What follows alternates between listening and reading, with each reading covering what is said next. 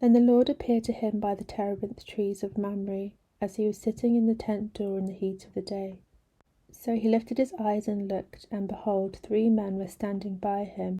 And when he saw them, he ran from the tent door to meet them, and bowed himself to the ground, and said, My Lord, if I have now found favour in your sight, do not pass on by your servant. Please let a little water be brought, and wash your feet, and rest yourselves under the tree.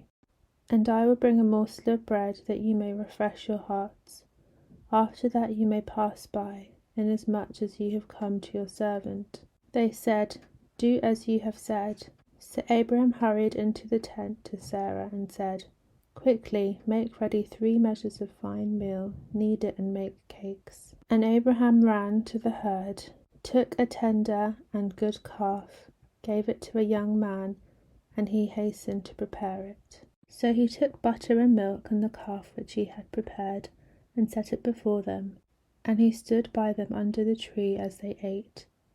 Then they said to him, Where is Sarah your wife? So he said, Here in the tent. And he said, I will certainly return to you according to the time of life, and behold, Sarah your wife shall have a son. Sarah was listening in the tent door which was behind him. Now Abraham and Sarah were old, well advanced in age, and Sarah had passed the age of childbearing. Therefore Sarah laughed within herself, saying, After I have grown old, shall I have pleasure, my Lord being old also? And the Lord said to Abraham, Why did Sarah laugh, saying, Shall I surely bear a child since I am old? Is anything too hard for the Lord? At the appointed time I will return to you, according to the time of life, and Sarah shall have a son. But Sarah denied it, saying, I did not laugh, for she was afraid. And he said, No, but you did laugh. Then the men rose from there and looked towards Sodom, and Abraham went with them to send them on the way. And the Lord said, Shall I hide from Abraham what I am doing? Since Abraham shall surely become a great and mighty nation, and all the nations of the earth shall be blessed in him. For I have known him, in order that he may command his children and his household after him, that they keep the way of the Lord, to do righteousness and justice, that the Lord may bring to Abraham what he has spoken to him. And the Lord said, Because the outcry against Sodom and Gomorrah is great, and because their sin is very grave, I will go down now and see whether they have done altogether according to the outcry against it that has come to me, and if not, I will know. Then the men turned away from there and went towards Sodom. But Abraham stood still before the Lord. And Abraham came near and said, Would you also destroy the righteous with the wicked?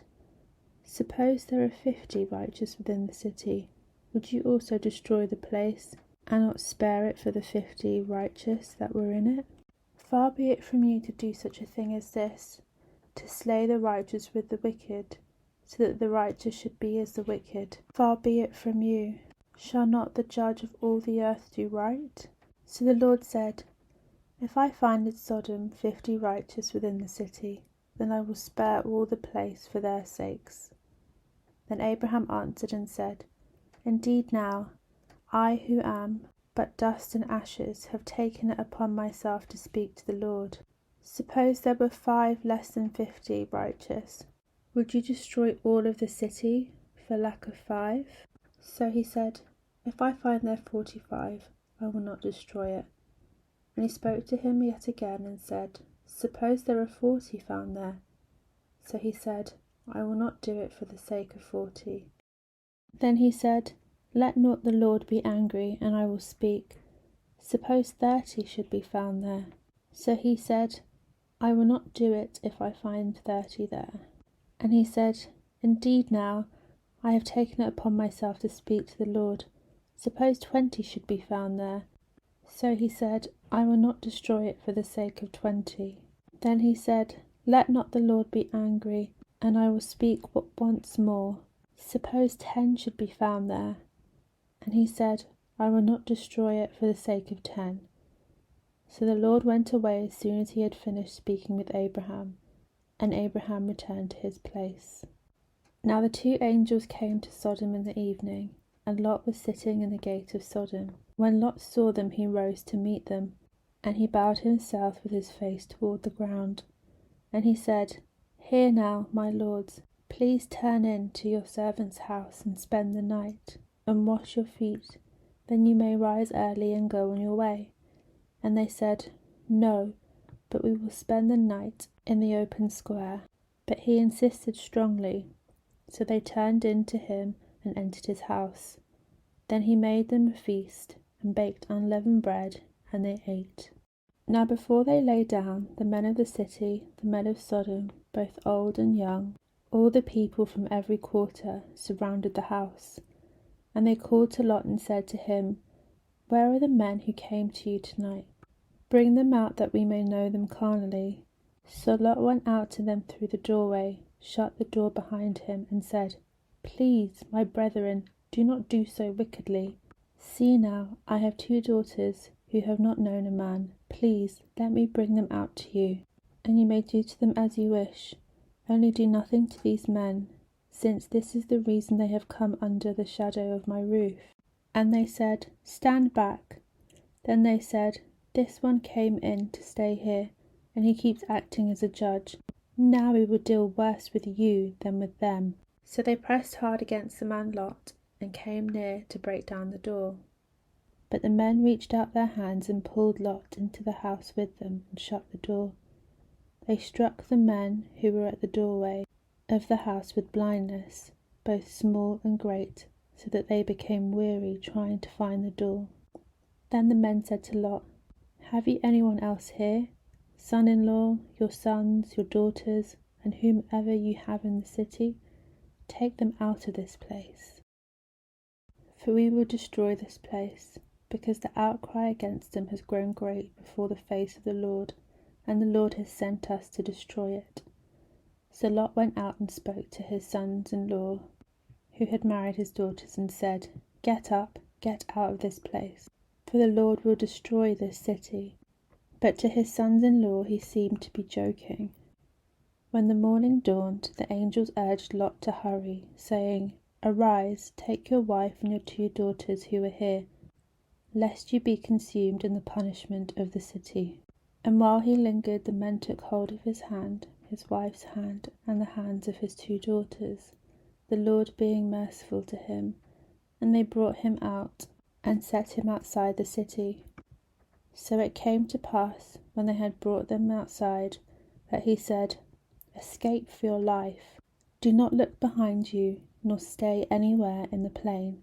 Escape to the mountains, lest you be destroyed. Then Lot said to them, Please, no, my lords. Indeed now your servant has found favour in your sight, and you have increased your mercy which you have shown me by saving my life. But I cannot escape to the mountains, lest some evil overtake me and I die. See, now, this city is near enough to flee to, and it is a little one. Please let me escape there. Is it not a little one? And my soul shall live. And he said to him, See, I have favoured you concerning this thing also, in that I will not overthrow this city for which you have spoken. Hurry, escape there, for I cannot do anything until you arrive there. Therefore the name of the city was called Zoar. The sun had risen upon the earth when Lot entered Zoar. Then the Lord rained brimstone and fire on Sodom and Gomorrah from the Lord out of the heavens. So he overthrew those cities, all the plain, all the inhabitants of the cities, and what grew on the ground. But his wife looked back behind him, and she became a pillar of salt. And Abraham went early in the morning to the place where he had stood before the Lord. Then he looked toward Sodom and Gomorrah and toward all the land of the plain. And he saw, and behold, the smoke of the land which went up like the smoke of a furnace. And it came to pass, when God destroyed the cities of the plain, that God remembered Abraham, and sent Lot out of the midst of the overthrow, when he overthrew the cities in which Lot had dwelt. Then Lot went up out of Zoar and dwelt in the mountains, and his 2 daughters were with him, for he was afraid to dwell in Zoar, and he and his 2 daughters dwelt in a cave. Now the firstborn said to the younger, Our father is old, and there is no man on earth to come in to us, as is the custom of all the earth. Come, let us make our father drink wine, and we will lie with him, that we may preserve the lineage of our father. So they made their father drink wine that night, and the firstborn went in and lay with her father, and he did not know when she lay down or when she arose. It happened on the next day that the firstborn said to the younger, Indeed, I lay with my father last night. Let us make him drink wine tonight also, and you go in and lie with him, that we may preserve the lineage of our father. Then they made their father drink wine that night also. And the younger arose and lay with him, and he did not know when she lay down or when she arose. Thus both the daughters of Lot were with child by their father. The firstborn bore a son, and called his name Moab. He is the father of the Moabites to this day. And the younger, she also bore a son, and called his name Ben-Ammi. He is the father of the people of Ammon to this day. And Abraham journeyed from there to the south, and dwelt between Kadesh and Shur, and stayed in Gerar. Now Abraham said of Sarah his wife, She is my sister. And Abimelech king of Gerar sent and took Sarah. But God came to Abimelech in a dream by night, and said to him, Indeed, you are a dead man because of the woman whom you have taken, for she is a man's wife. But Abimelech had not come near her. And he said, Lord, will you slay a righteous nation also? Did he not say to me, She is my sister? And she, even she herself said, He is my brother. In the integrity of my heart and innocence of my hands I have done this. And God said to him in a dream, Yes, I know you did this in the integrity of your heart, for I also withheld you from sinning against me. Therefore I did not let you touch her. Now therefore restore the man's wife, for he is a prophet, and he will pray for you, and you shall live. But if you do not restore her, know that you will surely die, you and all who are yours. So Abimelech rose early in the morning, called all his servants, and told all these things in their hearing. And the men were very much afraid. And Abimelech called Abraham and said to him, What have you done to us? Have I offended you, that you have brought on me and on my kingdom a great sin? You have done deeds to me that ought to not be done. Then Abimelech said to Abraham, What did you have in view, that you have done this thing? And Abraham said, Because I thought, Surely the fear of God is not in this place, and they will kill me on account of my wife. But indeed she is truly my sister. She is the daughter of my father, but not the daughter of my mother, and she became my wife. And it came to pass, when God caused me to wander from my father's house, that I said to her, This is your kindness that you should do for me. In every place, wherever we go, say of me, He is my brother. Then Abimelech took sheep, oxen, and male and female servants, and gave them to Abraham. And he restored Sarah his wife to him. And Abimelech said, See, my land is before you. Dwell where it pleases you. Then to Sarah he said, Behold, I have given your brother 1,000 pieces of silver. Indeed, this vindicates you before all who are with you, and before everybody. Thus she was rebuked. So Abraham prayed to God, and God healed Abimelech, his wife, and his female servants. Then they bore children, for the Lord had closed up the wombs of the house of Abimelech, because of Sarah, Abraham's wife.